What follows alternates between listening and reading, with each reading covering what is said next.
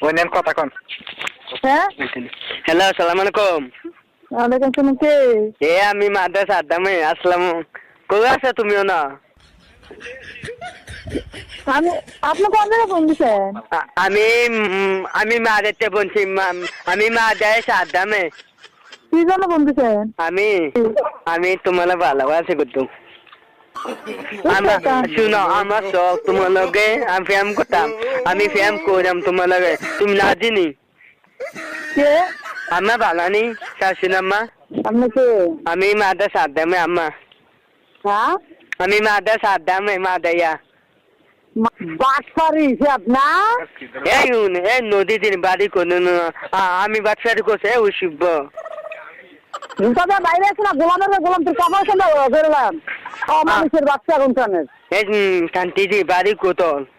এই আমার বাড়ি কয় তোর জুতা